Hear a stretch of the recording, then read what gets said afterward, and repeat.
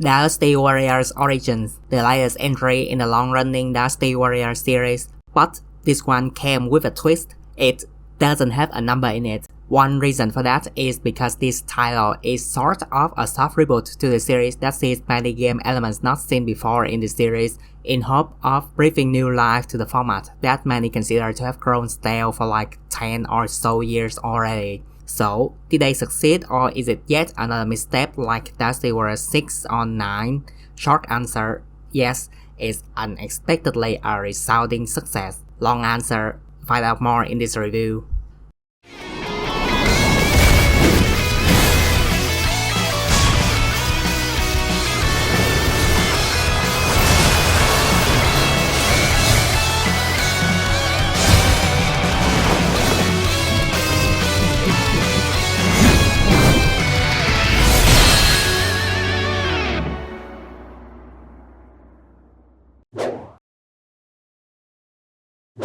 Let's first address the elephant in the room, the playable character. Unlike the previous Dynasty Warriors titles where you take control of one of the many historical officers, Origins only has one single original character, and this single character can wield one of the 10 weapons that you slowly unlock throughout the game. I imagine this would be a real deal breaker for many because one of the main appeals of a Warriors game is their large cast of playable characters and weapons, but this reduced quantity of weapons make for a much higher quality as every weapon is now fully unique and comes with their own gimmick.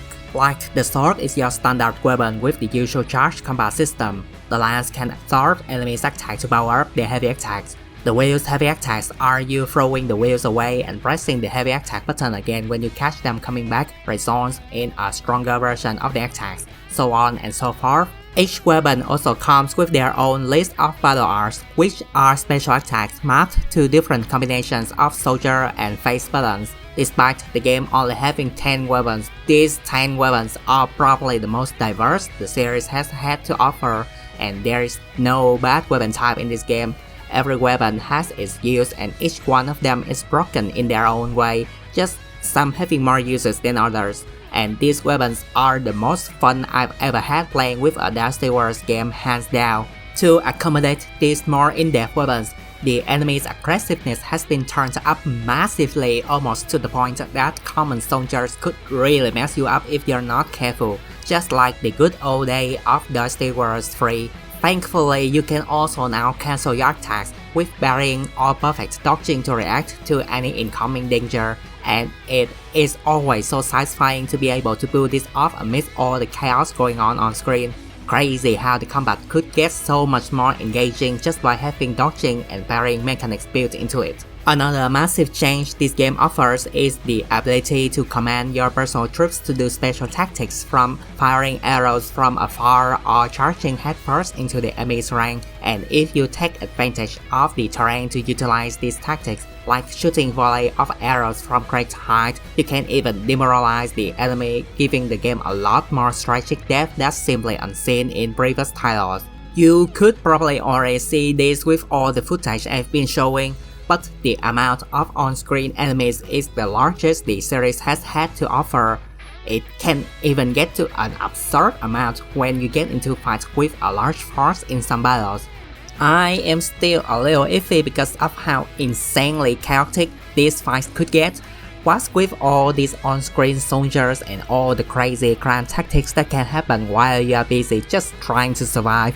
But technically speaking, it is insane how the game could achieve this while absolutely tanking the game's performance. I played the game on the base PS5 and I think I only started seeing hiccups near the end where the game tries its very damnedest to throw absolutely everything right into your face. Overall, the core combat is very solid and is the most engaging the series has had to offer in spite of the massive cut to the playable roster and weapons, and is the single best reason on why you should play the game. That said though, there are several other elements that prevent the game from being the best version of itself. First, there's the chameleons. Despite the game now only offer one single original character as the playable protagonist, you can still change into a historical character when they accompany you as a chameleon. However, one, you can only change into a chameleon if you feel a bar in the middle of battle. 2. You can only change into a comedian in some certain battle because 3. There are only 9 plus 1 comedians to choose from: Sha Houdun, Guo Jia, Zhang Liu, Guan Yu, Zhang Fei, Zhao Yun, Huang Gai, Chun Shangxiang, Zhou Yu, and Lu Bu. In New Game Plus, these comedians do come with higher tier battle arts, but they otherwise have the same weapon movesets as the protagonist, so they only play somewhat differently in your first playthrough when you haven't unlocked higher tier battle arts yet. Because of all these limitations, I feel the comedian system is just kinda there as a way for devs to say, hey, you can still play as these historical officers if you want to. Then there's the matter of how useful or useless your ally officers are. The battles now progress a lot less linear compared to Dynasty Warriors 7 or 8, and the morale system sees a return with a bigger focus. If your allies have higher morale and courage than the enemies, then they can stand their ground and even win if you're lucky, but them having less can mean certain defeat in matters of seconds. This makes the battle having very little to no downtime. It's always go go go, with you rushing from one end of the map to the others to support your struggling allies. This is absolutely fine for the most part, good even because crisis management was a big part of some of the earlier games too. But some of the battles went a bit too hard on this crisis stuff and can make your allies drop like flies if you're too slow, which can give a rather annoying feeling because you're saying legendary officers like Huan Yu or Zhang Fei, who's said to have strength of 1,000 men, couldn't fight back a generic officer. Then there's the matter of character progression. The game makes sure you only unlock 9 weapon types around the halfway point of the first playthrough, and the 10th one only on NG+, and you can only slowly unlock new gimmicks and abilities of the weapon by ranking up their proficiencies or by completing special missions. This does make it so that you almost always unlock something new every 3 or 4 story battles, and prevent the game from feeling stale throughout your first playthrough. However, this approach makes the character progression feels rather slow and the first 2 hours or so a bit of a slog to go through, because the basic version of your first 2 weapons, the sword and the spear, are rather bland, and it takes a lot more than just 2 hours for a weapon to reach its full potential. In fact, it is not until NG+ that you unlock the ability to customize your weapon, and until then, your options are basically limited to picking whichever weapon and accessories have the biggest number. So yeah, the core combat of the game is very good, excellent even, but it takes a while for it to reach its full potential. But if you can endure its somewhat slow grind, you will be rewarded with the ultimate addicting power trip the series has had to offer. Just like the other titles in the series, Origins once again tells a story set in the Three Kingdoms period, but instead of seeing the story play out through the eyes of the historical officers, Origins opted for a nameless amnesiac playboy for the protagonist role, and also instead of ending the story at the end of the Shu Kingdom in 264 AD like Dynasty Warriors 7 to 9, or when the Three Kingdoms reach a definite stalemate in 235 AD like Dynasty Warriors 2 to 6, Origin's story only goes up to 208 AD at the decisive Battle of Cherby.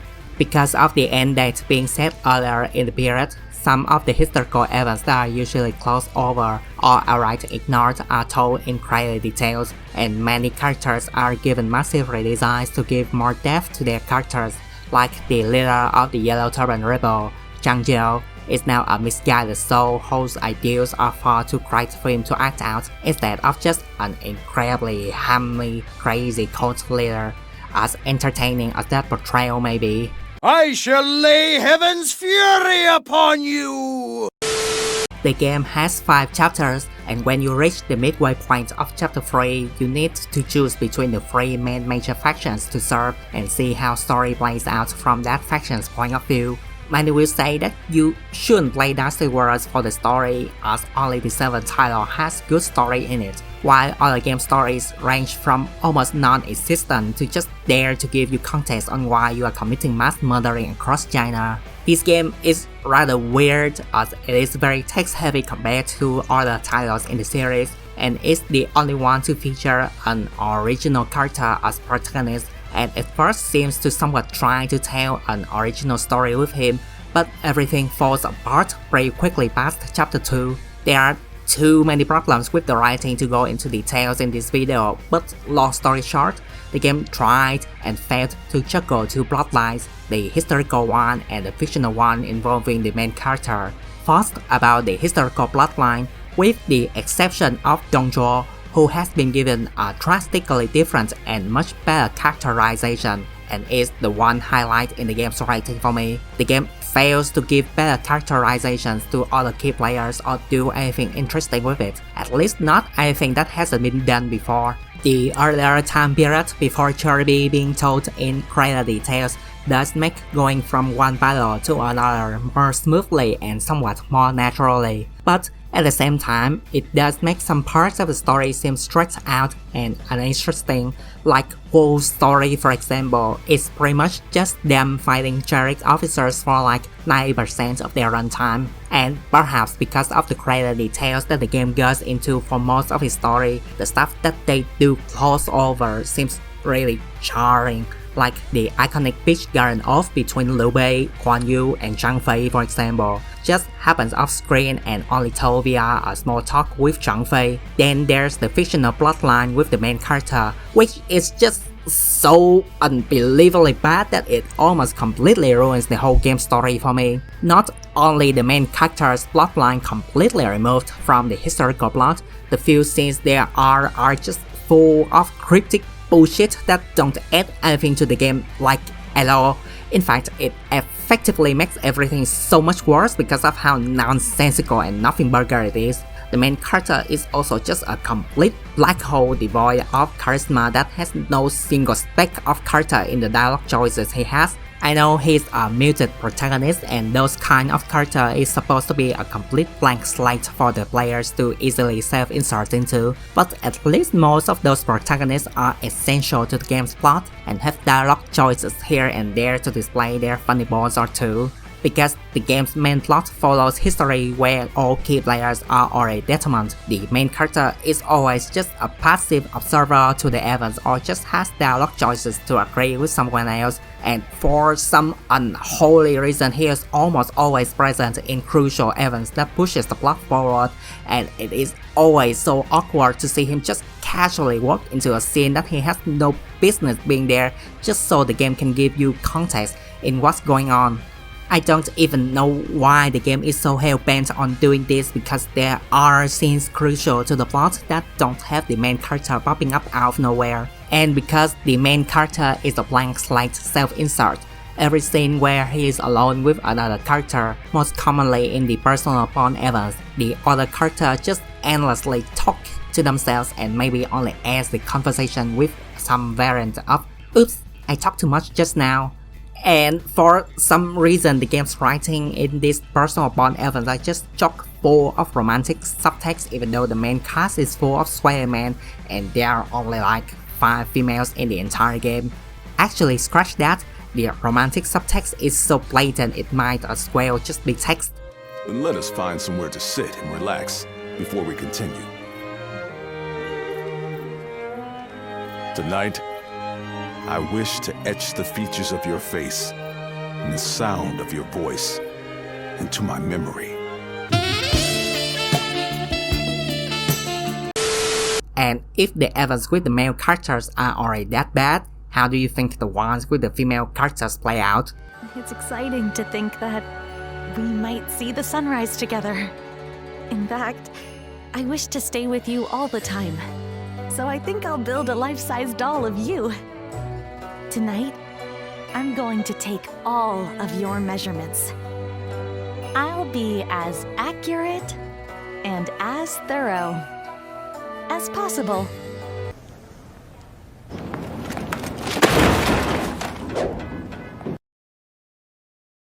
Undeniably the best the series has ever looked. The massive amount of on-screen enemies are already very visually and technically impressive, but The combat animations and the camera work are also given great care to emphasize just how powerful some of the attacks can be and give the game an incredibly satisfying feeling to play with. The constant camera angle change and zoom in and zoom out and whatnot do get old and annoying when you're replaying stages though, but they are fine on the first playthrough. Outside of combat and into the dialogue events, things are a lot less impressive where characters just stand around, barely doing anything with their bodies and just talk their lines out. That said though, the camera work in these scenes does a pretty good job to somewhat hide away the fact that the characters barely move and the facial expressions, while may not be as impressive as other AAA games, are visually pleasant enough to not distract you. The environment is also given great care with quite a bit of variety in locales, from the snowy mountain up north to the lush full forest down south, from the massive impenetrable gates of Hulao to the barren empty land of Guangdu. From the trailers, I was worried that the devs would suck out all the colors just to make the game look more crowded and serious, and I'm quite a happy bandit to see that that wasn't the case at all. There are also subtle environmental effects on screen like the slight raindrop that got smeared into the camera whenever you're playing in stages with rain, or the camera briefly frozen up in spots when you're playing in snowy stages. Along with the combat, this is definitely the game's biggest strength and the biggest win for the Omega Force development team, especially considering just how ugly their previous title, Dynasty Warriors 9 was. The only bad thing that I could nitpick is the UI, as the important UI elements are all scattered in every corner of the screen, like the map is in the bottom right corner, the morale display is on the top, and the dialogue boxes are on the left, all while you need to pay attention to the very center, so it is very easy for your brain to just filter out important information if you're in the middle of an intense fight, which is almost always in this game.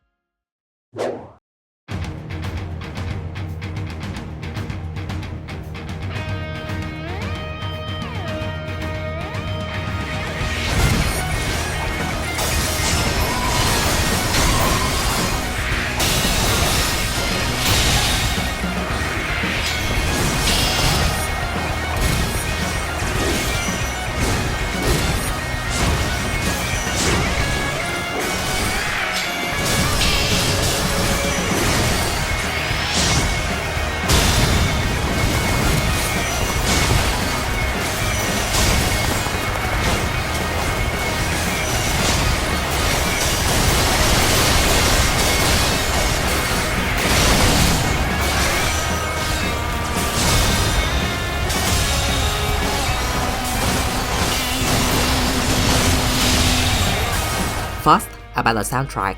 I am a little bit conflicted on this, not because it is bad, it is very good actually, with some of the best battle themes from past titles being rearranged and non-battle themes being outright reused. As someone who spent almost 2/3 of his life playing these games, hearing those familiar notes being played once again gives me a massive dose of nostalgia. I even had to pause the game to calm myself for a few battles from all the nostalgia overload. I cannot not like the soundtrack. That said though, objectively speaking, I think the soundtrack, when listened outside of the game's context, is very strong, but within the frame of the game itself, the soundtrack does have a few hiccups. The new arrangements of the old battle themes go so hard on the guitar riffs that in some of the songs they completely devour almost all other instruments, and within the game there are a few moments where the guitar riffs are taken out so the songs could feel more calm, like when you get into a duel or open up the Eagle Vision to give command to your troops, and without these guitar riffs, the song just become almost unrecognizable, and in some extreme cases like Capricious Wind in the Battle of Cherby, just completely kills all the momentum and hype the song tries to build up.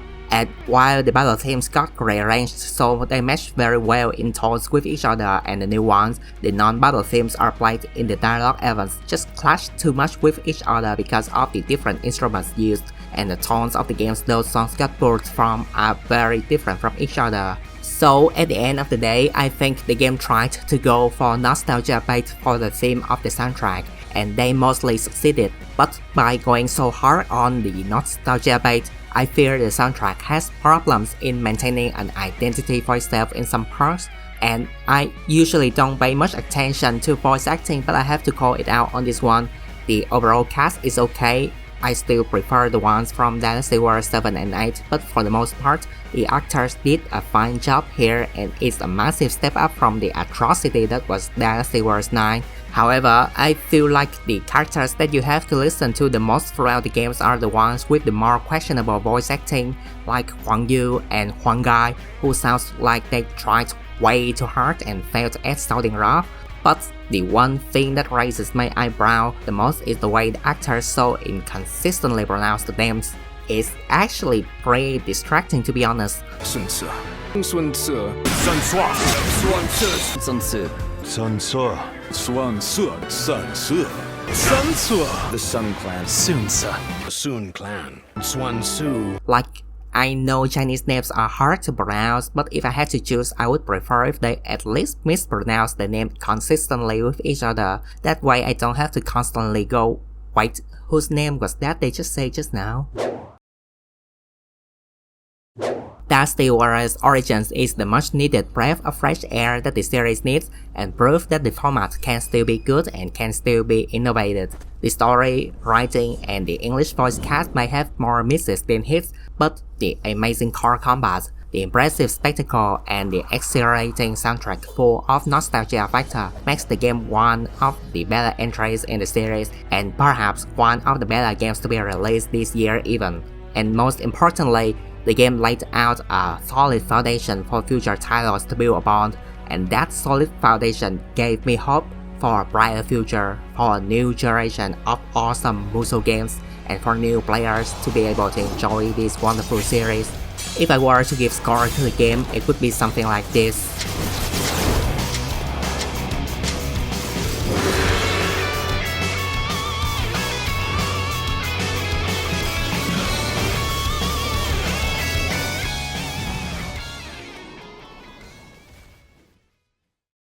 I am Tai Shi Tzu of Donglai. I am Tai Shi Tzu of